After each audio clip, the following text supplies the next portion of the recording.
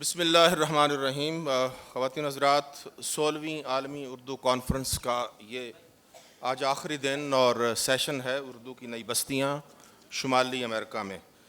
آج ہمارے درمیان جو مہمان موجود ہیں جن کو آپ دیکھ رہے ہیں اسٹیج پہ، وہ بات کریں گے پاکستان سے باہر، خاص طور پہ شمالی امریکہ میں، امریکہ اور کینیڈا میں اردو کی کیا صورتحال ہے، اردو شعر و ادب کے فروغ میں یہ لوگ کیا کام کر رہے ہیں، اور اس وقت جو پاکستانی نژاد جو لوگ وہاں پہ موجود ہیں ان کے اندر اردو کو سیکھنے یا اردو کے لیے جو ایک شوق ہے اور ان کو شعر و ادب کے ساتھ جو لگاؤ ہے، اس کو آگے بڑھانے میں ہمارے دوست جو ہیں وہ کیا رول پلے کر رہے ہیں۔ میں آپ کا تعارف کرواتا چلوں ان سب سے۔ میرے پہلے جو مہمان ہیں وہ ہیں عابد رشید صاحب۔ عابد رشید صاحب شکاگو سے تشریف لائے ہیں، امریکہ کا ایک بڑا شہر، اور سخن ور شکاگو کے نام سے ان کی ایک بہت فعال ادبی تنظیم ہے جو کہ گزشتہ کئی دہائیوں سے یہ اس کے تحت کانفرنسز، اردو کانفرنسز اور مشاعرے منعقد کرتے ہیں۔ ہم ان سے تفصیل جانیں گے تھوڑی دیر میں۔ ان کے ساتھ بیٹھی ہیں ڈاکٹر ثروت زہرا۔ ثروت زہرا ایک طویل عرصہ دبئی میں مقیم رہیں اور وہاں حلقہ ارباب ذوق کے تحت انہوں نے کام کیا، مسلسل، متواتر اور بہت باقاعدگی کے ساتھ انہوں نے وہاں پہ اجلاس کیے، اور اس کے بعد جب یہ امریکہ آئیں تو لٹریری فورم آف نارتھ امریکہ کا جو پلیٹ فارم ہے اس کے تحت یہ وہاں پہ جو ورجینیا کا علاقہ ہے امریکہ میں، وہاں پہ یہ مقیم ہیں اور وہیں پہ یہ ادب کے فروغ میں کام کر رہی ہیں۔ ان کے ساتھ تشریف رکھتے ہیں ڈاکٹر سعید نقوی۔ ڈاکٹر سعید نقوی یہ خود ایک بہت معروف نام ہے علمی ادبی حوالے سے، شاعر، افسانہ نگار، مترجم، ناول نگار، اور وہاں پہ بہت فعال ہیں ادبی ایکٹیویٹیز میں۔ حلقہ ارباب ذوق جو ہے نیو یارک کا ایک بہت ہی بڑا ادارہ ہے، اور وہ طویل عرصے سے مسلسل کووڈ میں بھی اس نے کام کیا اور آن لائن کیا، اور لیکن اب پھر دوبارہ وہ فعال ہے اور ایک طویل عرصے سے وہ علمی ادبی جو کام ہے اس پلیٹ فارم کے تحت کر رہے ہیں۔ ان کے ساتھ بیٹھی ہیں ریحانہ قمر صاحبہ، نہیں ریحانہ قمر شاید آگے ہیں، ان کے ساتھ ہیں باسط جلیلی صاحب۔ باسط جلیلی صاحب جو ہیں وہ ہیوسٹن میں مقیم ہیں، اور وہاں پہ ماشاءاللہ بہت، چونکہ میں خود اس شہر میں ہوں اور باسط کو میں دیکھتا ہوں اور باسط کے پروگراموں میں شرکت بھی کرتا ہوں جس میں یہ بلاتے ہیں، اور لیکن یہ بہت ہی سب سے زیادہ اس وقت جو وہاں پہ کام کر رہے ہیں وہ باسط ہیں۔ اور بھی کئی تنظیمیں ہیں لیکن باسط نے بڑے کام کیے ہیں، جیسے پچھلے سال انہوں نے انٹرنیشنل جو اردو کانفرنس کی، عالمی اردو کانفرنس، اور اس سے پہلے بڑے بڑے امپورٹنٹ ایونٹس کیے، مشاعرے کیے۔ تو باسط سے ہم بات کریں گے ان کے کام کے حوالے سے اور ہیوسٹن اور ٹیکسس کے حوالے سے۔ ان کے ساتھ بیٹھے ہیں وکیل انصاری صاحب۔ وکیل انصاری صاحب ایک بہت معروف نام ہے نیو یارک میں، اور وہاں پہ یہ خود چونکہ ان کا تعلق شعر و ادب سے ہے، شاعر ہیں، کالم بھی لکھتے ہیں، اور یہ انجمن ان کا جو تنظیم کا نام ہے کاروان فکر و فن، بہت ہی فعال ادبی تنظیم، اور یہ ان کے جو اجلاس ہیں وہ بہت ہی باقاعدگی سے نیو یارک میں ہوتے ہیں، اور یہ حلقہ ارباب ذوق کے ساتھ بھی منسلک رہے۔ ہم ان کے حوالے سے جانیں گے۔ اور آخر میں بیٹھی ہیں ریحانہ قمر صاحبہ۔ ریحانہ قمر لاس اینجلس میں مقیم ہے، کیلیفورنیا میں، اور ایک طویل عرصے سے وہ بھی علمی ادبی کام کر رہی ہیں۔ ان کے پلیٹ فارم کا نام ہے انجمن ترقی اردو۔ تو میں آپ سب کو خوش آمدید کہتا ہوں جی، اور ہم بات کا آغاز کرتے ہیں عابد رشید صاحب سے۔ عابد صاحب، میں کم بولوں گا اس لیے کہ میں آپ سب کو جانتا ہوں، تو میں اگر بولوں گا تو زیادہ وقت لگے گا۔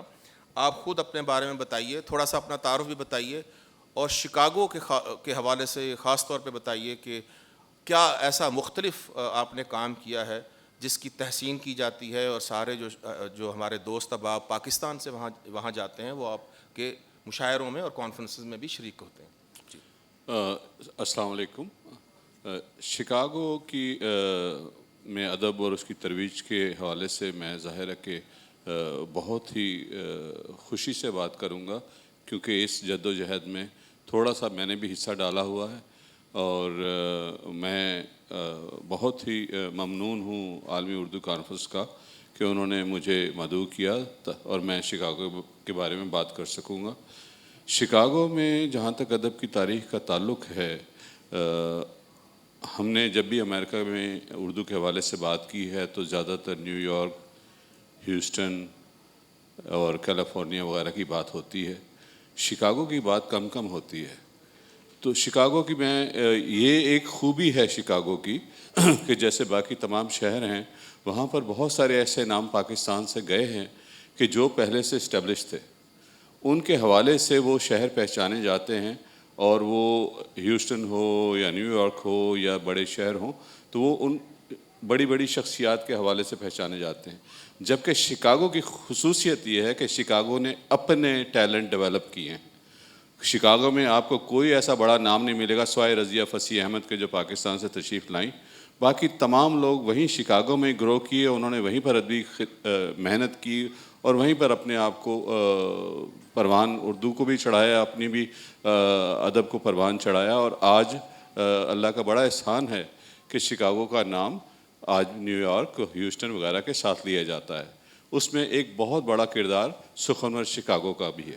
سخنور شکاگو ایک ادبی تنظیم ہے جو شکاگو میں بڑے عرصے سے کام کر رہی ہے. اور نہ صرف سخنور شکاگو، ایک اور تنظیم بھی ہے حریم نعت.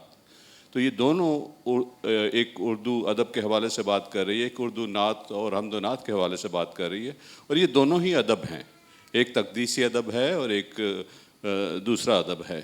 تو ہم دونوں ہی ادب میں اللہ تعالیٰ کے فضل سے خدمت کر رہے ہیں اور ہم نے بڑی محنت اور جدوجہد کی ہے شکاگو کا نام ادب کے حوالے سے، سخنور شکاگو کے حوالے سے، حریم نعت کے حوالے سے روشن کرنے کی. کسی بھی شہر کی جب بات ہوتی، ایک چیز جو ہے وہ میں کبھی بھی کریڈٹ لینے سے باز نہیں آتا، وہ یہ ہے کہ سب سے پہلا جو کووڈ میں آن لائن مشاعرہ ہوا تھا زوم کا، وہ اس کا کریڈٹ سخنور شکاگو کو جاتا ہے. اور اس کے بعد تمام دنیا میں یہ مشاعرے ہونے لگے اور اس نے تمام دنیا کے ادیبوں کو، شاعروں کو جوڑ دیا. اور میرا خیال ہے کہ شاید اسی وجہ سے آج میں یہاں بیٹھا ہوں، ورنہ مجھے اس سے پہلے کوئی نہیں جانتا تھا. ہم کام تو بہت کر رہے تھے، بڑی محنت کرتے تھے صبح و شام، لیکن ہمیں جانتا کوئی نہیں تھا. ہماری آواز شکاگو کی دیواروں سے ٹکرا کے واپس آ جاتی تھی. تو ان فصیلوں سے ہم باہر نکل آئے اور آج ہمیں کراچی میں بھی لوگ جانتے ہیں، لاہور میں بھی اور اسلام آباد، ہر جگہ پاکستان میں. تو یہ اللہ کا بڑا بڑا کرم ہے کہ ہماری جد و جہد رنگ لائی اور دنیا بھر کے ادیبوں اور شاعروں کو ہم لوگوں نے انٹیگریٹ کر دیا. کسی بھی شہر میں کسی بھی زبان کے حوالے سے جب بات ہوتی ہے تو پہلے سب سے امپورٹنٹ چیز ہوتی ہے وہاں تعلیم اردو کی ہو رہی ہے کہ نہیں ہو رہی ہے، کسی بھی زبان کی ہو رہی ہے کہ نہیں ہو رہی ہے. یہ بڑی اہم چیز ہے. اللہ کے فضل سے شکاگو میں مختلف ادارے ہیں جو کام کر رہے ہیں اردو سکھانے کے، بچوں کو سکھانے کے لیے. اور وہ ادارے جو ہمارے بچے اسکولوں میں جاتے ہیں تو سنڈے میں ان کی کوشش ہوتی ہے کہ ان لوگوں کو اردو پڑھائی جائے، اردو سکھائی جائے. تو یہ جو ابھی شروع سے ہی کوششیں ہو رہی ہیں. ایک زمانے میں ایک ڈاکٹر کال آئے تھے انگلینڈ سے، انہوں نے بھی آ کے تو یہاں پر بات چیت کی تھی. امیر خسرو ایک تنظیم ہوا کرتی تھی لٹریری آرگنائزیشن آف نارتھ امریکہ، ان کے ساتھ مل کے انہوں نے ایک پروگرام سیٹ اپ کرنے کی کوشش کی تھی. یہ 1975-85 کی بات ہے. لیکن اس کے بعد بھی کارواں چلتا رہا اور ابھی مختلف لیول پر جگہ جگہ یہ کوششیں ہو رہی ہیں اور اسکولوں میں بھی سیکنڈ لینگویج کے طور پہ اردو موجود ہے شکاگو میں. دوسرا یہ کہ وہاں پر کیا اخبارات، صحافت کا کیا صورتحال ہے. تو کووڈ سے پہلے تو بے شمار اخبار نکلا کرتے تھے شکاگو سے، لیکن اب ان کی تعداد کم ہو گئی کووڈ کے بعد، کیونکہ یہ زیادہ تر اشتہارات پہ چلتے ہیں، بکتے تو نہیں ہیں. تو اس وقت پاکستان نیوز جو رانا جاوید چلا رہے ہیں اور جذبہ پوسٹ جو پروفیسر مسرور قریشی چلا رہے ہیں، تو یہ دونوں اخبارات بڑے نمایاں اخبارات ہیں. لیکن جو پاکستان نیوز ہے وہ پرنٹ میڈیا بھی ہے، یہ بڑی خوبی ہے اس کی، اور اس وقت واحد اخبار ہے شکاگو میں. اس کے علاوہ ادب کی تنظیمیں، وہاں پر بہت ساری تنظیمیں ہیں شکاگو میں، جس میں ایک کا تو میں نے ذکر کر دیا سخنور شکاگو کا. اس کے علاوہ بزم ارباب سخن ہے، اردو انسٹیٹیوٹ ہے، عالمی دبستان ادب ہے اور گہوارہ ادب جو آج کل اتنی سرگرمیاں نہیں کر رہا لیکن ایک زمانے میں کیا کرتا تھا. تحقیقی کام، شکاگو میں تحقیقی کام بھی بہت ہو رہا ہے. ابھی ریسنٹلی شکاگو کے بہت بڑے نام ہے، ادبی ہستی ہے ڈاکٹر توفیق انصاری احمد صاحب. انہوں نے ایک کتاب ان کی کا اجرا ہوا، اس کا نام ہے اپنا نگر. اس کتاب میں انہوں نے پورے شکاگو کی تاریخ دے دی ہے کہ شکاگو میں کیسے ادب شروع، کیونکہ وہ وہاں پر 70s سے مقیم ہیں. انہوں نے 70s سے لے کے آج تک کی جو بھی ہسٹری ہے ساری کی ساری اس میں بیان کی. اور اس کے علاوہ انہوں نے ایک اور بڑا کام کیا کہ جو گلستان بوستان ہے اس کا انہوں نے فارسی سے اردو میں شاعرانہ ترجمہ کیا. تو یہ بہت بڑا ان کا کام تھا جو انہوں نے کیا. اور دوسرے ہمارے ڈاکٹر منیر زمان منیر ہیں، جنہوں نے ڈاکٹر قدر اوریزی جو حیدرآباد سے تعلق رکھتے ہیں عثمانیہ کے، ان کے اوپر انہوں نے مقالہ لکھا. تو جہاں تک شکاگو میں اس کی ہسٹری کا تعلق ہے تو یہاں پر 1950 سے امیگرینٹس آنا شروع ہو گئے تھے، لیکن وہ تعلیم کے سلسلے میں آئے تھے، اپنی جد و جہد میں مصروف تھے. لیکن 1970s میں جب بہت زیادہ تعداد میں لوگ آنے لگ پڑے تو یہاں ادبی علمی سرگرمیاں شروع ہوئیں، ادبی تنظیمیں شروع ہو گئیں. پھر 1985 سے لے کے 1990 میں باقاعدہ مشاعروں کا آغاز ہوا اور وہاں پر مشاعرے ہونے لگے. اور پھر 1990 کے بعد سے عالمی مشاعرے اور دنیا بھر سے شاعر وہاں آنے لگ پڑے. شروع کے مشاعروں میں تو گھروں میں مجلسیں ہوا کرتی تھی اور وہاں پر بیٹھ کے کچھ لوگ آپس میں ایک دوسرے کو شعر سنا دیتے، لیکن بڑے پیمانے پر مشاعرے 1990 کے بعد شروع ہوئے شکاگو میں. اور اس کے 2004 تک جو ہے شکاگو میں ادبی سرگرمیاں بہت بہترین لیول پر اسٹیبلش ہو چکی تھی. اس کے بعد یہ ہماری سکھرمت شکاگو تنظیم جو کافی عرصے سے وہاں کام کر رہی ہے، جہاں تک اس کا تعلق ہے اس نے کسی بھی موقع پر سانس نہیں لیا. وہ اس وقت سے پوری جد و جہد کے ساتھ اپنا کام کر رہی ہے اور آج بھی کر رہی ہے. چلیں، بہت شکریہ عابد صاحب. باقی ہم کوشش کریں گے خواتین حضرات کے کچھ وقت بچائیں تاکہ آپ بھی اگر کچھ پوچھنا چاہیں تو ہمارے دوستوں سے پوچھ سکتے ہیں. یہ جو اس کا نام رکھا جاتا ہے اردو کی نئی بستیاں، میں بنیادی طور پہ تو اس کے خلاف ہوں کہ یہ نئی بستیاں ہرگز نہیں ہیں. یہ ان کو بنے ہوئے 40 سال 50 سال ہو چکے ہیں.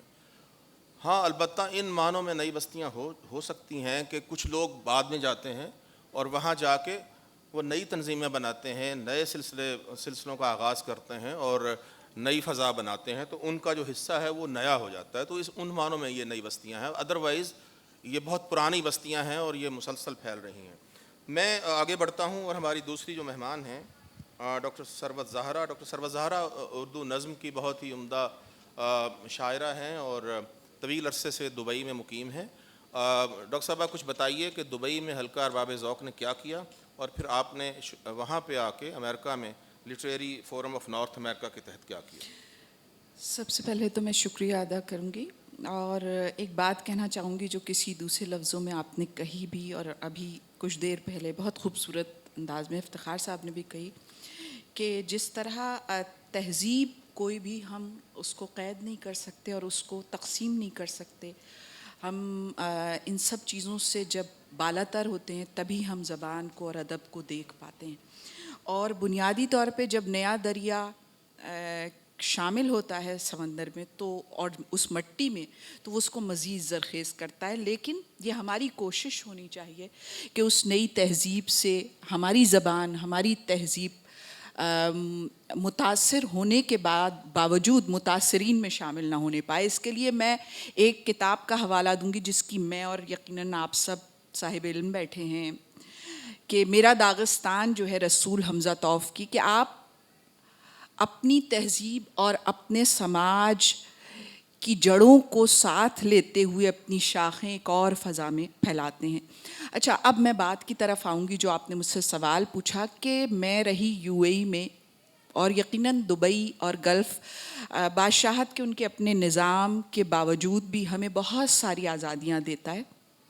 اور میں نے وہاں پہ بہت عرصے تک حلقہ ارباب ذوق کے تحت، کیونکہ اس سے پہلے وہاں مشاعرے کی بہت مضبوط روایت موجود تھی اور آپ سب کو پتہ ہے جعفری صاحب سے لے کر اردو منزل .com پہ آپ دیکھ سکتے ہیں. اس کے علاوہ ظہور الاسلام جاوید صاحب مستقل مشاعرے کرتے ہیں اور بہت سی تنظیمیں. ابھی پرسوں میں نے نظمیہ مشاعرہ اور کانفرنس اٹینڈ کی ہے گلوبل طارق فیضی نے جو کی ہے. ہندوستان اور ایک بڑی زرخیزی جو ہمیں وہاں میسر آتی ہے وہ یہ کہ ہند اور پاکستان کے چیدہ چیدہ لوگ وہاں پہ ایک وقت میں نہایت سہولت کے ساتھ ہم ان سے سیکھ سکتے ہیں ایک دوسرے، کیونکہ زبان ہماری ایک ہے، ایک تو بڑی بات یہ. لیکن ہم نے حلقہ ارباب ذوق کیونکہ سیاسی اور سماجی منظرنامے پہ بات کرتا ہے اور کیونکہ اس کے معاملات کچھ الگ ہوتے ہیں، تو تقریباً 15 سال چلانے کے باوجود ہم نے ایک وقت ایسا آیا کہ کچھ مسائل کی وجہ سے ہمیں اس کے نام کے علاوہ اس تنظیم کو آگے بڑھانا پڑا. اور یقین کیجئے اس کے تحت ہم نے اتنے بڑے بڑے پروگرام کیے جس میں وارث علوی صاحب آئے، جس میں ہم نے ایک نظم کہانی کا پورا ایک مشاعرہ ہوا. نجم الحسن رضوی صاحب ہمارے ساتھ ہوتے تھے، انیم ہمارے ساتھ ہوتے تھے، میں کیا اور میری مجال کیا، لیکن بڑے اہم لوگ وہاں پر حلقہ ارباب ذوق کا حصہ تھے. شفیق سلیمی صاحب کا ہمیں بہت صحبت حاصل رہی، اور عطیہ خلیل عرب. اور میں کہوں گی آپ سے کہ زبان و تہذیب کا سفر اصل میں بنیادی طور پہ اس عشق کے ذریعے ہوتا ہے جو ہم اندر لے کر کسی دنیا میں جاتے ہیں، اور وہ ہمارے ساتھ ساتھ رہتا ہے اور شاید ساتھ ساتھ جاتا ہے. میں کہوں گی یہاں پہ جید لوگ، اور ہم جب جاتے ہیں تو جیسے ہم کتابوں سے سیکھتے ہیں ایسے ہی ہم نئی تہذیب سے سیکھتے ہیں. اسی طرح اب میں بہت نئی ہوں، 25 سال کا سفر ہے میرا یو اے ای میں، اور یقین کیجئے کہ میں وہاں کیونکہ گورنمنٹ میں بھی ملازم رہی اور وہاں کے سماج کو بھی بہتر طور پہ اب کسی حد تک سمجھتی ہوں. اور میں نے وہاں مزدوروں کے لیے بھی لکھا، جیسے اسلام اعظمی صاحب کے ایک ناول کا میں تذکرہ کروں گی کہ وہاں کے مزدوروں کی زندگی پر ان کے ناولز اور ان کا کام بہت اہم ہے. اس طرح ہجرت کے تناظر میں محترم افتخار صاحب میرے سامنے بیٹھے ہیں، اور آپ نے جب آپ گئے تو آپ نے اس زمین سے نہ صرف زبان لی، نہ صرف ان کا تجربہ لیا، بلکہ ہجرت کا وہ سارا درد بھی اپنی شاعری اور اپنے اس میں. میرے ساتھ سعید صاحب بیٹھے ہیں، یہ تراجم کر رہے ہیں، اور ہم سب اصل میں یہ کام ہے جو ہم کسی نئی مٹی میں جا کر ایک پنیری بوتے ہیں اور اپنے ذریعے. اور یہ سب یو اے میں بھی ہم سب نے مل کے کوشش کی. ہو سکتا ہے نام مجھ سے رہ جائیں بٹ یہ سفر جاری رہا. اب میں بات کروں گی امریکہ میں. بہت کم عرصہ ہوا ہے مجھے ابھی امریکہ میں، لیکن لٹریری فورم آف نارتھ امریکہ کے تحت میں پچھلے کئی سال سے جڑی ہوئی تھی، اور ہم نے کوشش کی کہ نارتھ امریکہ کے تمام ادیبوں کو ایک فورم پہ، خاص طور پہ ہمارے جید لوگوں کو وہاں کے لوگوں تک پہنچایا جائے ان تک. اور اس کے ذریعے ہم نے 18 سے زیادہ اپنے عظیم شاعروں کا اور تنقید نگاروں کا اور ہندوستان اور پاکستان سے کچھ لوگوں کے لیے باقاعدہ مہینے منائے، اور پورے ماہ تک ہم نے اس فورم پر ان کے بارے میں، ان کے حالات زندگی، ان کے اشعار، ان کی تحاریر، ان کی کتابیں اور آرا ان کے بارے میں، اور ایک طرح کا ڈسکشن، ایک اوپن فورم ڈسکشن جاری رہا. یہ سب ہم کسی حد تک، مجھے پتا ہے کہ یہ ایک قطرے سے زیادہ نہیں ہے، یا ایک قطرے سے بھی کم ہے، ایک ذرے سے بھی کم ہے، لیکن کیونکہ ہمارے اندر ایک اضطراب باقی رہتا ہے. اصل میں رہ رہے ہوتے ہیں ہم دوسرے ملک میں، بٹ لیکن ہمارے اندر جو ایک اور دنیا چل رہی ہوتی ہے وہ ہمارے ملک کی موجودہ صورتحال پر اور اس پر، اور ابھی بھی ہماری کتابوں میں، ہمارے افسانوں میں، ہمارے تراجم میں اس ملک کی صورتحال موجود رہتی ہے. میں صرف اتنی بات کروں گی کہ اردو زبان ویسے بھی لشکری زبان ہے، اور اس نے مختلف جگہوں سے تجربہ اور الفاظ لیے. یہ بھی بات طے ہے کہ ہمیں متاثر نہیں کرنا ہے اس زبان کو، لیکن اس کے اندر نیا رنگ، اس کے اندر نئے الفاظ اور نئے تجربے شامل کرنا اصل میں اس کی تازگی میں اضافہ کر رہا ہے. اور یہ ہم سب کر رہے ہیں کسی نہ کسی سطح پہ. ہم جب علاقائی زبانوں کو جانتے ہیں اور سیکھتے ہیں تو ایک پوری تہذیب ہمارے اندر آتی ہے، اور میں سمجھتی ہوں یہ ایک زرخیزی کا عمل ہے اور یہ جاری رہنا چاہیے. اور ہجرت اور اس ہجر کے ذریعے ہمیں نہ افراد کو، کیونکہ نہ کوئی شاعر امریکہ کا ہوتا ہے نہ یو اے ای کا، اصل میں جو افتخار صاحب نے اس وقت کہا بھی زبان کا شاعر ہوتا ہے، اور جو بڑا شاعر ہوتا ہے وہ کہیں ہوتے ہوئے بھی، ابھی بھی میں نام لے سکتی ہوں کہ عظیم شاعر باہر رہے تب بھی وہ عظیم تھے اور یہاں آ کے وہ بھی عظیم رہے. تو انسان کی اپنی حرف سے قیمت ہوتی ہے اور اسی کی بنیاد پر ہمیں انہیں دیکھنا چاہیے. بہت شکریہ، بہت نوازش. بہت شکریہ ڈاکٹر ثروت. آپ نے یو اے ای کا بھی پورا ایک ہمیں دیا اوور ویو، اور اپنا امریکہ کے حوالے سے بھی کام کا. خواتین و حضرات، جب ہم بات کرتے ہیں نارتھ امریکہ کی تو اس میں کینیڈا بھی شامل ہے. سو کینیڈا کی صورتحال اشفاق حسین اگر یہاں ہوتے تو بہتر بتاتے، لیکن میں چونکہ اب جا رہا ہوں ڈاکٹر سعید نقوی کی طرف، تو میں ان سے گزارش کرتا ہوں کہ وہ کینیڈا کے بارے میں بھی بتائیں.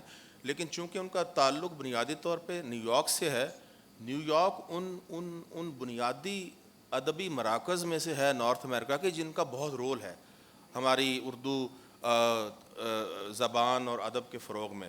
تو میں ڈاکٹر صاحب سے گزارش کرتا ہوں کہ وہ حلقہ ارباب ذوق کے حوالے سے، نیو یارک کی فضا کے حوالے سے کون کون لوگ ہیں، اور تھوڑا سا کینیڈا کے حوالے سے بتائیں. بہت شکریہ غضنفر.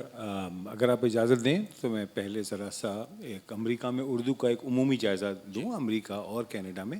اس کے بعد ہم نیو یارک پر بھی آ سکتے ہیں، اس لیے کہ آپ نے اور پھر عابد صاحب نے اور ثروت نے جو تنظیموں کے ذکر کیے وہ یہاں سے جانے والے لوگوں پر منحصر ہیں اور ان کے بچے اس میں شریک نہیں ہوتے. یہ لوگ جب گزر جائیں گے سوائے ثروت کے، اور یا ان کے یا نئی امیگریشن بند ہو جائے گی، تو مجھے نہیں پتا پھر اردو کا اور ان تنظیموں کا حال کیا ہوگا.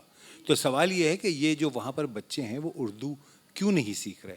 اگر آپ تھوڑا سا پیچھے جائیے اور آپ دیکھیے کہ جب یہ یونانی سلطنت منہدم ہو رہی تھی تو تمام جو فلسفیانہ گتھیاں ہیں وہ انہوں نے ہی حل کی تھیں. تو جو وہاں پر عرب تھے انہوں نے باقاعدہ بڑا دارالترجمہ بنایا، الکندی کا اس میں بہت کام ہے، اور انہوں نے یہ کیا کہ ان تمام کتابوں کو اپنی زبان میں تبدیل کر دیں. اور یہ آسان نہیں تھا، اس لیے کہ جو ان کی زبان اور عربی زبان یہ ایک ہی نسل سے تعلق نہیں رکھتی. آپ کو معلوم ہے کہ تمام زبانوں کا جو ماخذ ہے وہ بہت سے بہت 2 یا 3 زبانیں ہیں. بلکہ انٹرسٹنگ بات یہ کہ ہمارے یہاں ایک چترال کے قریب زبان بولی جاتی ہے بروشس کی، جس کو کسی بھی نسل سے نہیں جوڑا گیا. بہرحال تو بات یہ ہے کہ جب انہوں نے یہ تمام تراجم کرا لیے اور ان سے اکتساب علم کیا، پھر وہ جب جب یہ اپنا اسپین فتح ہوا تو پھر ان کے انگریزی میں تراجم ہوئے، اور اس طرح ان لوگوں کو سب کو استفادہ ہوا. اب ہمارے یہاں امریکہ میں بچوں کو تعلیم کے لیے ایک سیکنڈری لینگویج کی اجازت ہوتی ہے، بلکہ لینی ہوتی ہے. تو یہ جو سیکنڈری لینگویج ہے یہ آپ اپنی مدر ٹنگ نہیں منتخب کر سکتے. یعنی اگر میری بچی چاہے تو وہ سیکنڈری لینگویج اردو نہیں لے سکتی، ٹھیک ہے نا. تو ایک تو وہ انگریزی پڑھتے ہیں، پھر وہ قرآن کے لیے عربی پڑھتے ہیں، اور پھر وہ یا تو اسپینش لے لیتے ہیں یہ. تو میرا خیال ہے اس سے احوال آپ کو یوں پتہ چلے گا کہ کوئی 50-60 سال پہلے تک زیادہ تر لوگ جو ہے وہ عبرانی یا فارسی یا عبرانی یا فرانسیسی یا اطالوی یہ زبانیں پڑھتے تھے بچے وہاں پہ. پھر جب 9/11 آیا تو بہت مختصر وقت کے لیے یہ تبدیل ہو گیا اور لوگوں نے فارسی اور پشتو اور اردو اور عربی پڑھنی شروع کر دی. لیکن ان میں بھی وہ لوگ زیادہ نمایاں تھے جن کے تعلقات ایجنسیوں سے تھے. اب یہ بھی جب ماحول ختم ہو گیا تو اب جو لوگ ہیں وہ زیادہ تر یا تو مینڈرن پڑھتے ہیں یا اسپینش پڑھتے ہیں. تو ان کی جو وجوہات ہیں وہ بہت واضح ہیں. ہمارا مسئلہ یہ ہے کہ اردو میں کوئی بھی ایسا سماجی یا عسکری یا سفارتی کوئی وجہ نہیں ہے کہ یہ لوگ اردو پڑھیں، چاہے ہمارے اپنے بچے یا وہاں پہ رہنے والے بچے. ٹھیک ہے نا. آپ بتائیے 300 سال کے اندر ہم نے کون سی ایسی چیز اردو میں ایجاد کی ہے کہ جس کی وجہ سے ان کو اردو لینی پڑے. آپ کووڈ کی بات ہوئی تو کووڈ میں جو ہے جو بھی جینوم شائع ہوا وہ آپ کو اس کے لیے فرانسیسی چاہیے تھی، جو تحقیق ہوئی چین سے وہ چین سے آئی تھی. تو ہمارے پاس کوئی وجہ ہی نہیں تھی کہ ہم ان بچوں کو مجبور کریں گے جی آپ پڑھو، آپ اردو پڑھو. اچھا دوسری بات جو وہاں کے مقامی ہیں ان کو بھی اس میں دلچسپی نہیں ہے. ان کو زیادہ دلچسپی یہ ہے کہ وہ مینڈرن پڑھیں یا اسپینش پڑھیں، ان کے مستقبل کے لیے وہ اچھی کام آئے گی. تو میرے خیال میں ہمارا جو یہ مسئلہ ہے وہ ہم جو لوگ وہاں پہنچ گئے ہیں اور جو پہلے سے لکھتے آئے ہیں، جو اس مٹی کی محبت میں باولے ہیں، وہ ان تنظیموں کو چلا رہے ہیں. اب اس کے بعد ان کے جانے کے بعد یا تو نئی نسل آتی رہے پاکستان سے، انڈیا سے، اور وہ ان تنظیموں کو اور اردو کو برقرار رکھیں، ورنہ میرے خیال میں اگر یہ امیگریشن ٹائٹ ہو جائے تو ان لوگوں کو بہت دشواری ہوگی کہ ہم اردو کو اسی طرح سے آگے بڑھا. یہ ایک عمومی مسئلہ ہے کینیڈا میں بھی اور امریکہ میں بھی. تو اب جو بات ہے کینیڈا کی، تو جیسے کہ ہم لوگ کرتے ہیں، ہم نے 2-3 گروہ بنا لیے ہیں، آپس میں لڑ لیتے ہیں. اس میں بعض نام جو ہیں وہ بہت نمایاں ہیں، نسیم سید ہیں یا اشفاق صاحب ہیں، عرفان ستار ہیں، ٹھیک ہے نا، رشید ہیں. تو یہ شاعر بھی ہیں اور نثر نگار بھی ہیں، اور ان لوگوں نے باقاعدہ مشعل جلائی ہوئی ہے اور یہ لوگوں کو بلاتے بھی ہیں. اور انہوں نے وہاں پہ تراجم بھی کیے ہیں. نسیم نے جو ایبوریجنل پوئمز ہیں ان کے تراجم کیے ہیں. عرفان ستار کی جو شاعری ہے وہ ایک الگ ہی نہج پر جاتی ہے. تو وہ اپنے تئیں جتنا کام ہو سکتا ہے وہ ضرور کر رہے ہیں. اچھا جو ایک مسئلہ جو اور میرے ذہن میں آتا ہے وہ یہ کہ وہاں بہت سے نئے لکھنے والے پیدا ہوئے ہیں جنہوں نے وہیں سے لکھنا شروع کیا, جو یہاں سے لکھتے ہوئے نہیں کہتے تھے, امیگرینٹس, لیکن ان کو وہاں پر اس سے انکریجمنٹ ملی. اب جو لوگ وہاں پہ لکھ رہے ہیں ان میں سے کچھ تو مین اسٹریم کا حصہ بن گئے, لیکن بہت سے ایسی ہیں جو حاشیوں پر ہیں. اب مسئلہ یہ ہے کہ وہاں کی جو تحریریں ہیں یا تخلیقیں ہیں وہ یہاں کے نقادوں تک نہیں پہنچتی. تو ہم اپنے تئیں تو بہت اچھا لکھ رہے ہیں, اپنے منہ میاں مٹھو ہیں, ایک ہی کنویں کے مینڈک بنے ہوئے, لیکن ہمیں پتہ نہیں کہ یہ تحریریں جو ہیں یہ بہت اچھی ہیں یا معیاری نہیں ہیں. تو اس سلسلے میں میرا خیال ہے ایک دو چیزیں جو بہت اہم ہیں وہ یہ ہیں. ایک تو ورثہ نامی رسالہ ہے, نیو یارک سے نکلتا ہے. اب مجھے نہیں پتہ کہ یہ اس میں باہر کی چیزیں بھی شامل ہوتی ہیں یا وہیں لکھنے والوں کی. ہمارے یہاں حلقہ ارباب ذوق نیو یارک میں جو بھی چیز پیدا ہوتی ہے تقریباً 26 کے قریب جو ہیں وہ نشستیں ہوتی ہیں. تو یوں سمجھیے کہ 26 شعری نشستیں ہیں, 26 نثری نشستیں ہیں, پھر جو لوگ موجود ہوتے ہیں ان کی غزلیں, تو یہ ایک کتابی شکل میں جو ہے وہ آ جاتی ہے. اب وہاں ان کو یہاں بیٹھنے والوں کو اس تک کیسے ایکسیس ہو, حالانکہ چھپتی یہیں سے ہے, تو وہ بتائیں کہ جی ان کو کس طرح بہتر کیا جا سکتا ہے, کون سے مضامین کو لکھنے کی زیادہ ضرورت ہے. تو یہ خوشائن بات ہے. میرا خیال ہے, مجھے تو نہیں اتنا پتہ, لیکن آپ کے یہاں شاید آسٹن سے بھی حیدر اکبر صاحب بھی میرا خیال ہے رسالہ نکالتے ہیں اسی قسم کا جیسے کہ پہلے عمر میمن صاحب نکالتے تھے, اور یہ ہم جو ہیں نئی بستیاں کے نام سے نکالتے ہیں, پھر وہاں سے ورثہ نکلتا ہے. تو یہ میرا خیال ہے بہت خوشائن بات ہے کہ جو وہاں لکھنے والے ہیں ان کو انکریجمنٹ ہو سکے. لیکن کسی صورت ہمیں جو وہاں کی نوجوان نسل ہے اس کو اس کے اوپر آمادہ کرنا ہوگا کہ وہ اردو پڑھیں. بہت شکریہ. بہت ہی آپ نے عمدہ تجزیہ کیا اور پورے امریکہ کا, نارتھ امریکہ کا ایک پورا آپ نے محاکمہ دیا. ایک خوش آئند بات یہ بھی ہے, ہم بھی یہ سوچا کرتے تھے کہ جب کچھ عرصے بعد 10 سال بعد 5 سال بعد جب ہم آئیں گے تو پتہ نہیں یہ لوگ ہوں گے کہ نہیں مشاعرہ سننے والے, یا لوگ جو ادب اور لفظ سے جنہیں شوق ہے اور رغبت ہے, پتہ نہیں یہ آئیں گے کہ نہیں. لیکن ہم یہ دیکھتے ہیں کہ چونکہ امیگرنٹس کی تعداد زیادہ ہوتی جا رہی, وہاں جا رہے ہیں, تو لوگوں کی تعداد بھی بڑھ رہی ہے سننے والوں کی. فی الحال تو یہ سلسلہ جاری ہے, لیکن آگے دیکھتے ہیں کیا ہوتا ہے. میرے اگلے جو مہمان ہیں ہمارے دوست باسط جلیلی, جو کہ بہت عمدہ شاعر بھی ہیں, اور ابھی ان کی تازہ کتاب آئی ہے. ابھی جو پہلا سیشن تھا اس میں ان کی کتاب کی رونمائی بھی ہوئی, ہم انہیں مبارکباد بھی دیتے ہیں اس سیشن میں بھی. اور میں ان سے گزارش کرتا ہوں کہ وہ ٹیکسس میں جو کام کر رہے ہیں پچھلی تقریباً 1 دہائی سے, وہ علم و ادب کے فروغ میں بہت کوشاں ہیں. تو باسط پلیز آپ بتائیے کہ وہاں کی عمومی صورتحال ادبی کیا ہے, خاص طور پہ ہیوسٹن کی, اور آپ کا رول کیا اس میں بنا. بہت شکریہ غضنفر.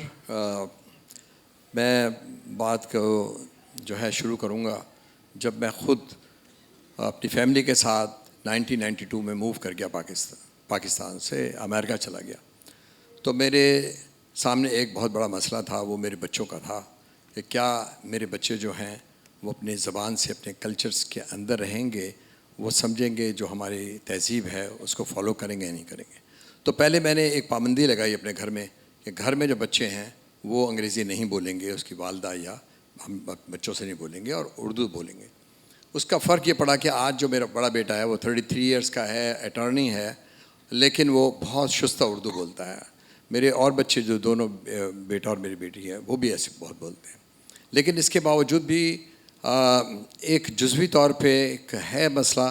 ہمارے سامنے 2 مسائل یہ ہیں, جس طرح کہ سعید نقوی صاحب نے بھی اشارتاً کہا کہ بلکہ واضح بات کی کہ ہمیں جو مسئلہ ہمارا ہے وہ ہماری اگلی نسل کا ہے, اور اس کے لیے میں نے بہت کام کیا.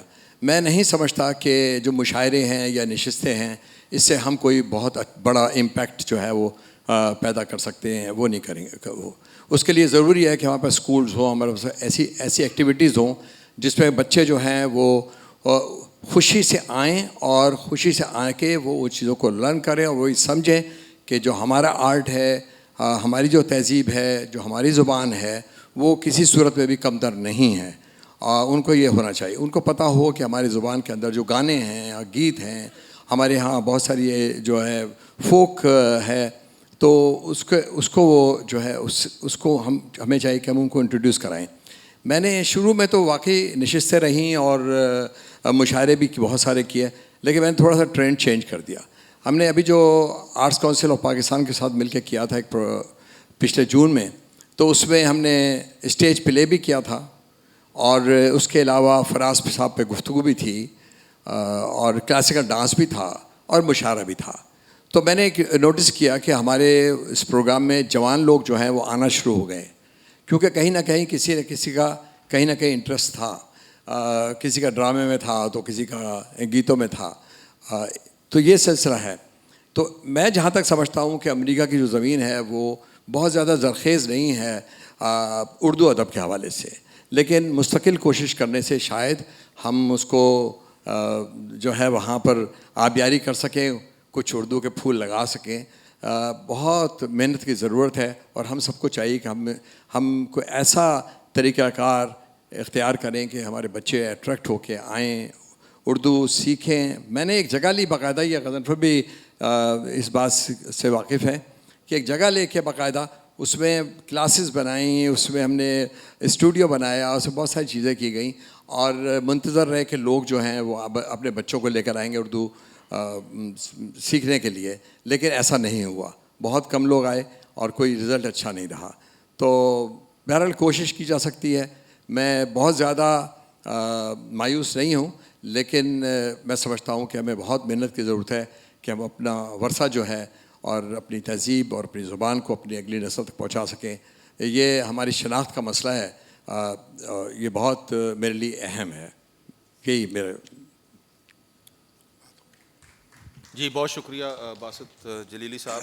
باسط نے بڑی اہم بات کی ہے کہ یہ تو یعنی جو اگلی نسل ہے اس کو ہم کیسے لا سکتے ہیں. ہم تو اپنے آپ کو دیکھ کے خوش ہو جائیں گے, ہماری نسل کے یا ہمارے سینئر یا ہمارے ساتھ کے لوگ تو ہمیں نظر آتے ہیں ان مشاعروں میں یا کانفرنسز میں, لیکن بچوں کو لانا ضروری ہے اگر ہم نے وہاں پہ اردو کے مستقبل کو محفوظ کرنا ہے. تو یہ بڑی اہم بات ہے, اس پہ سوچنا چاہیے. میرے اگلے جو مہمان ہیں وہ ہیں وکیل انصاری صاحب. وکیل انصاری صاحب ہمارے دوست ہیں, بہت ہی عمدہ شاعر اور کالم نگار, اور بڑے طویل عرصے سے وہ نیو یارک میں مقیم ہیں اور نیو یارک میں علمی ادبی کام کر رہے ہیں. کاروان فکر و فن ان کی تنظیم ہے. وکیل انصاری صاحب, آپ کیا سمجھتے ہیں کہ ابھی تک جو گفتگو ہوئی ہے اس حوالے سے اس کو کیسے آپ سمجھتے ہیں کہ کیا ہم کریں کہ جو ہماری اگلی نسل جو ہے وہ اردو کی طرف آئے, شعر و ادب کی طرف آئے؟ کچھ اپنے بارے میں بتائیے اور کچھ اس حوالے سے. شکریہ. دیکھیے 2-3 چیزیں ہیں, ماشاء اللہ بہت کچھ کہا جو چکا ہے, اور اردو کے بارے میں بتایا جا رہا ہے کہ ان علاقوں میں اردو, دیکھیے جب تک یہاں سے امیگریشن جاتا رہے گا اردو زندہ رہے گی, لوگ جاتے رہیں گے ہندوستان پاکستان سے. میں آج سے جیسے آپ نے کہا 92 میں آئے, میں 72 میں گیا تھا, تو اس حوالے سے 52 سال مجھے ہو گئے امریکہ میں. میری خوش قسمتی مجھے کچھ اچھے لوگ ملے جن کا تعلق اردو سے تھا, اردو تہذیب سے تھا, اردو حوالوں سے تھا. نیو یارک کے اندر یونائٹڈ نیشن ہونے سے اقوام متحدہ سے بڑے فائدے ہوئے. نون میم راشد صاحب وہاں موجود تھے, پطرس بخاری صاحب وہاں موجود تھے. ایک شخصیت جس سے میرا تعلق بنا 1977 میں, وہ تھے ڈاکٹر مظفر شکر صاحب. ڈاکٹر مظفر شکر تقسیم ہند سے پہلے موجود تھے کولمبیا یونیورسٹی میں, اور وہ ایک اردو اخبار نکالا کرتے تھے, اس کا نام تھا کریسنٹ. وہ میرا پہلا تعلق تھا جہاں اردو سے وابستگی کا 1977. وہ حوالے سے یہ دیکھا کہ اس کے بعد پتہ چلا کہ وہاں تو ماشاءاللہ چھوٹی موٹی محفلیں کولمبیا یونیورسٹی میں بھی ہوتی ہیں, نیو یارک یونیورسٹی میں بھی ہوتی ہیں, اور کچھ لوگ مل بیٹھتے ہیں جس میں یہ تمیز نہیں ہوتی آپ انڈیا سے, ہندوستان سے, پاکستان سے. تو اردو کا چلن وہاں موجود تھا تقریباً 75 سال سے تقسیم ہند کے بعد.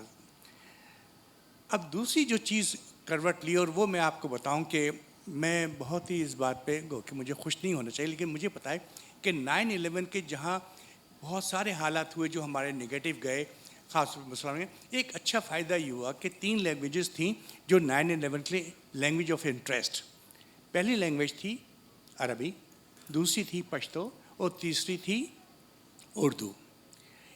ان 3 لینگویجز کو FBI نے یا CIA نے اس کو لینگویج آف انٹرسٹ کہا, کیونکہ اسی لینگویج میں دہشت گرد پائے جاتے ہیں. اب اس دہشت گردی کو جاننے کے لیے امریکہ میں ایک پروگرام کیا گیا, اور یہ تھا how to teach Urdu and Hindi. तकरीबन 2010 में मैंने ये कोर्स किया कि हाउ टू टीच हिंदी, और आप जानते हैं कि हुमैरा रहमान साहिबा ने भी ये कोर्स किया, आप जानते हैं हुमैरा रहमान ने भी किया। तो हमें ये बताया गया कि हम जो लोग उर्दू नहीं बोलते उनको हम उर्दू कैसे सिखाएं। तो यकीन तो मुझे जॉब मिला ग्रेजुएशन के बाद, मैं हो गया उस ग्रेजुएशन न्यूयॉर्क यूनिवर्सिटी से, उर्दू कैसे सिखाएं। तो मेरा जॉब था कि मैं किस तरीके से FBI को या CIA के अल्फाज को आम बोलचाल की उर्दू सिखाऊं, इस तरह जिन्होंने पश्तो सीखी सिखाऊं। तो उर्दू मेरा ख्याल है आजकल हर यूनिवर्सिटी में वहाँ एज ए सेकेंड लैंग्वेज पढ़ाई जाती है, लोग ले सकते हैं।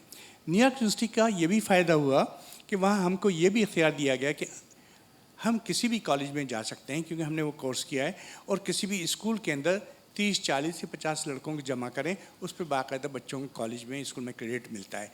तो उर्दू का रिवाज और चलन बाकी है और चल रहा है, तो लिहाजा उर्दू के बारे में मायूस होने की ज़रूरत नहीं है। ये आब हयात पी के पैदा हुई है और ये कायम दायम रहेगी कहीं ना कहीं दुनिया के हर कोने में। अब आते हैं न्यूयॉर्क की तरफ। न्यूयॉर्क जैसे मैंने कहा कि हमेशा से हरा भरा रहा है, लोग आते रहे, सबसे ज़्यादा तादाद हमारे हिंदुस्तान पाकिस्तान न्यूयॉर्क में ही है। और यकीन तौर पर जैसे मैंने कहा 77 से मैं भी वहाँ पे मौजूद हूँ, तो वहाँ बहुत बड़ी बड़ी शख्सियात हमने जो मिल के कॉन्फ्रेंसेस कराई। तो मेरा ख्याल है दुनिया उर्दू अदब कोई भी ऐसा आदमी नहीं होगा जो न्यूयॉर्क ना आया हो और जिसने ना सीखा हो। मेरी खुशकिस्मती कि मुझे कुछ अच्छे लोग मिले। हमारी तंजीम जो थी उसने बहुत सारे उर्दू कॉन्फ्रेंस कराए। अब उसके गोपी चंद नारंग साहब मेरे मोहतरम, अभी 1-1.5 साल पहले उनका इंतकाल हुआ, तो वो हमारे मोहतरम मौला थे। उनके हवाले से मुझे कॉन्फ्रेंस कराई, वो शिकागो के अंदर, टोरंटो में, लंदन में, न्यू जर्सी में।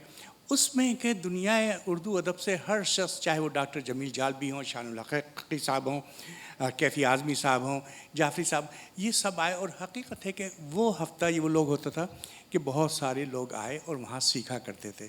तो उर्दू का चलन ख़ास तौर पर जो न्यूयॉर्क में है, शायरों का आना, अदीबों का आना, फिर मौसीक़ारों का आना, तो एक सिलसिला चलता रहता है। उस सिलसिले से 2-3 बातें ये ज़रूर हो रही हैं कि किस तरीके से हम अपने बच्चों तक ये चीज़ मुंतकिल करें। ये चीज़ देखिए शुरू होती है माँ से, आपके घर से। अभी जैसे बड़ी अच्छी बात इन्होंने कही कि हम घर में उर्दू में ही बात करते हैं अपने बच्चों से, लेकिन हम इस बात को नहीं भुला सके कि हमारे बच्चे आपस में इंग्लिश में बात करते हैं। यकीनी तौर पर बाद दफ़ा चंद माओं ने ऐसा किया है और मैं उन घरों में गया हूँ जहाँ बाकायदा बच्चे उर्दू में बात करते हैं। लेकिन देखिए, किसी भी ज़बान के ज़िंदा रहने का ताल्लुक़ रोज़ी रोटी से होता है। अगर आपको वहाँ नौकरी नहीं मिल रही उर्दू पढ़ के, तो आप इंग्लिश पढ़ेंगे। दूसरी लैंग्वेज जो वहाँ बड़ी है, सबसे बड़ी इंग्लिश के बाद स्पेनिश है। तो लिहाजा आगे 2 ज़बानें आती हैं तो आपको नौकरी अच्छी मिल जाती है। तो मेरे कहने का मकसद है, हमने जहाँ तक सहाफ़त का ताल्लुक़ है, न्यूयॉर्क अभी अखबारात की तारीफ़ कर रहे थे हमारे रशीद साहब, तो शिकागो के बारे में मैं ये कहूँ कि शिकागो जो बस्ती थी, मेरा ख्याल है हैदराबाद दक्कन की तकसीम पे शिकागो में जो लोग आए और जो रहे वहाँ पे, क्या खूबसूरत तहज़ीब शिकागो की, हैदराबाद दक्कन की शिकागो लेके आए। तो शिकागो उर्दू का बहुत बड़ा मरकज़ रहा है। ठीक है, अब बदल गए हालात, लोग वो चले गए, लेकिन आज भी कुछ बाकाया जाते हैं। तो जहाँ तक उर्दू के हवाले से बात है, मेरा ख्याल है कि अमेरिका में उर्दू इसी तरह कायम व दायम है। लोग आते रहेंगे इमिग्रेंट्स। शायद हो सकता है कि मेरे बच्चे इतनी अच्छी उर्दू ना बोल सकें, जबकि मेरी बच्ची बहुत अच्छी उर्दू बोलती है। शी बॉर्न देयर, वो वहीं पैदा हुई, वो अटर्नी है, इसके बावजूद वो ऐसी उर्दू बोलती है। कुछ लोग यहाँ मौजूद हैं कि आप ये नहीं सोच सकते वो लड़की वहाँ पैदा हुई है। तो वो हर चीज़ जो है घर से शुरू होती है। तो मैं ये कहना चाहूँगा कि देखिए, हम लोग जो कुछ कर रहे हैं, कोई हम तीर नहीं मार रहे। जब मैं यहाँ से गया था तो 2 बक्स मेरे हाथ में थे। उस बक्सों की तरह की छोटी सी पुड़िया मेरी तहज़ीब की और सकाफ़त की भी थी। जब मैं रोटी कमाने के काबिल हुआ तो उस पुड़िया को खोला, उसमें मेरी शेर व अदब था, शायरी थी, मेरी ज़बान थी, मेरी सकाफ़त थी, और 77 में लगा हुआ हूँ। बहुत शुक्रिया आपका। बहुत शुक्रिया वकील अंसारी साहब, आपने बात की उर्दू की ज़बान जो है जिसका ताल्लुक़ रोज़ी रोटी से हो वही सीखनी चाहिए। तो उसका वो तो उर्दू का ताल्लुक़ यहाँ भी रोज़ी रोटी से नहीं है पाकिस्तान में। वहाँ तो यहाँ भी अंग्रेज़ी सीखनी पड़ती है, तो वहाँ तो खैर और बात है। लेकिन इंशाअल्लाह ये आगे बढ़ेगी। मैं आखिर में मेरी जो मेहमान हैं रेहाना कमर साहिबा, रेहाना कमर साहिबा कैलिफोर्निया, लॉस एंजल्स कैलिफोर्निया में मौजूद हैं और गुज़श्ता कई सालों से ये इल्म अदब के फ़रोग़ में काम कर रही हैं, कॉन्फ्रेंसेस और मुशायरे। मैं उनसे गुजारिश करता हूँ कि वो कैलिफोर्निया के हवाले से ख़ास तौर पे बात करें। جی پہلے تو میں بہت شکریہ ادا کروں گی آپ سب کا، اور میرے جتنے بھی ساتھی اردو کے بارے میں جب بات کر رہے تھے تو مجھے وہ نعرے نمرود کی چڑیا یاد آ گئی، جس کو لوگوں نے کہا تھا کہ ایک چونچ پانی سے آپ آگ نہیں بجھا سکتے، تو اس نے کہا چلو میں منہ تو دکھا سکتی ہوں اللہ کو۔ تو ہم زیادہ کچھ نہیں کر سکتے، لیکن اپنے ملک آ کے اپنے وطن کو منہ دکھا سکتے ہیں کہ ہم دیار غیر میں رہتے ہوئے بھی اردو کے لیے کام کر رہے ہیں، اور جو ہم سے ہو سکتا ہے وہ ہم کر سکتے ہیں۔ ہم بہت کچھ نہیں سب کچھ نہیں کر سکتے، لیکن بہت کچھ کر سکتے ہیں۔ کیلیفورنیا میں پچھلے 27 سال سے ہم لوگ مشاعرے کروا رہے ہیں، میرے کچھ ساتھی بھی یہاں تشریف رکھتے ہیں جو ساتھی ہیں ہمارے، لیکن مجھے سب سے جو زیادہ میں نے فوکس کیا اردو سکھانے کے ساتھ ساتھ، آج کل تو اردو جو ہے آن لائن بہت ساری کلاسز ہیں جو لوگ لے سکتے ہیں۔ مجھے تو افسوس پاکستان پہ بھی ہوتا ہے آ کے، آپ امریکہ کی بات کرتے ہیں، یہاں کاش لوگ اپنے بچوں پہ تھوڑی سی توجہ دیں کہ وہ گھر میں اردو بول لیں، اور جو ہے گورنمنٹ تھوڑی سی توجہ دے کہ اردو میڈیم والوں کو جاب پرووائڈ کر دے، تو یہ سلسلہ تھوڑا سا آگے چلے گا۔ باقی جو ہے بہت سارے وہاں پہ کالجز ہیں جنہوں نے اردو پروو کروا لی ہے کہ ان کو اردو پڑھائی جائے۔ اس میں سب سے بڑی میں مثال دے سکتی ہوں برکلے کی، جہاں یونیورسٹی کی، جہاں پہ میری بچی نے خود وہاں پہ اس کا جو سبجیکٹ تھا وہ اردو تھا، اور وہ مجھ سے بہتر اردو لکھ سکتی ہے، مجھ سے بہتر اردو بول سکتی ہے۔ اور سب سے بڑا اگزامپل میں خود ہوں، میں 14 سال کی ایج میں امریکہ گئی، اور وہاں پہ میں نے اردو کو ساتھ میں کیری آن کیا۔ اگر آپ کے گھر والے تھوڑی توجہ دیتے ہیں، مجھے میری ماں نے تختیاں بھی لکھوائیں، اردو بھی پڑھائی، اور پھر میرا تلفظ صحیح کروا کے مجھ سے سنا بھی گیا۔ تو میں جب اب اپنے گھروں میں جاتی ہوں یا رشتہ داروں کے گھروں میں، تو میں دیکھتی ہوں بچے اردو انگلش میں ہی بات کر رہے ہوتے ہیں، تو ہم امریکہ میں رہتے ہوئے ان بچوں سے کیا شکایت کریں۔ اور دوسرا جو ہم لوگ فوکس کر رہے ہیں، جو میری تنظیم ہے، زیادہ تر ہم فوکس کرتے ہیں کہ مجھے ایسے لگتا ہے کہ ہم لوگ مردہ پرست قوم ہیں جو کہ مرنے کے بعد کسی کو مانتے ہیں۔ کیا کسی کو منوانے کے لیے مر جانا ضروری ہے؟ تو ان کو ہم زندگی میں کیوں نہیں اکنالج کرتے، اور ان کو زندگی میں ان کا جو ڈیو رسپیکٹ ہے، ان کا حق ہے، ان کو کیوں نہیں دیتے؟ تو ہم لوگ فوکس کرتے ہیں کہ جو بھی ہمیں لگتا ہے، جس کو ویزا مل جاتا ہے یا ہم لوگ بلانے میں کامیاب ہو جاتے ہیں، اس کا ایک جشن رکھا جائے۔ افتخار صاحب یہاں بیٹھے ہیں، ان کا بہت بڑا جشن ہوا تھا۔ ہم بہت کچھ تو نہیں کر سکتے، لیکن اپنی ساتھ کے مطابق جتنا کچھ ہم ان کو اکنالج کر سکیں، ان سے کچھ سیکھ سکیں، تو ہم چاہتے ہیں کہ زندگی میں ہی ان کو اکنالجمنٹ دی جائے، اور میرے خیال میں یہ ایک بہت اچھا قدم ہے ہماری تنظیم کا۔ تو باقی اگر چلیں، بہت شکریہ ریحانہ قمر صاحبہ آپ کا۔ میری کوشش تو تھی کہ کچھ وقت بچتا تاکہ آپ بھی سوال کر سکتے، لیکن مجھے کہہ دیا گیا ہے کہ اس کو وائنڈ اپ کیا جائے۔ تو میں آپ سب کا شکریہ ادا کرتا ہوں کہ آپ تشریف لائے اور آپ نے اپنی بہت عمدہ باتیں کی۔ میں کچھ باتیں، کیونکہ ہمارے شہروں کی بات ہوئی اور میں تھوڑی بات یو اے ای کی کرتی رہی، اور کچھ نام رہ گئے جو صرف میں لینا چاہوں گی۔ آپ کو کچھ نہیں کہا جائے گا، نہیں، میں اس لیے کہ اپنا بہت بڑی تنظیم ہے، سید نقوی صاحب اتنے سالوں سے وہ مشاعرے کرا رہی ہے امریکہ میں۔ اس کے علاوہ الیگ بہت بڑی تنظیم ہے، اس کے علاوہ اردو مرکز جس کا بہت بڑا کام ہے۔ میں چاہتی تھی کہ اور سول، میں چاہتی تھی ان تنظیموں کا نام لیا جائے، کیونکہ ان کا ورجینیا چیپٹر میں بہت بڑا کام ہے۔ بہت شکریہ۔ اور بھی بہت ساری تنظیمیں ہیں، مختلف شہروں میں ہیں، کیلیفورنیا میں ہے، انہوں نے نام لیا، ٹیکسس میں ہے، اپنے اپنے طور پہ اپنی اپنی استطاعت کے مطابق وہ کام کر رہی ہیں۔ ہمیں امید ہے کہ ہمارے یہ دوست جو ہیں، جو وہاں پہ یہ کام کر رہے ہیں، یہ اسی طرح کام کرتے رہیں اور مشاعرے بھی کرتے رہیں، تاکہ یہاں کے شاعر بھی وہاں جائیں اور یہ ان کو بلائیں، کانفرنسز کریں، اور انشاءاللہ یہ جو بستیاں ہیں یہ نئی نہیں رہیں گی، نئی سے نئی ہوتی چلی جائیں گی، اور اردو جو ہے فروغ پاتا رہے گا شمالی میں۔ آپ سب کا بہت شکریہ۔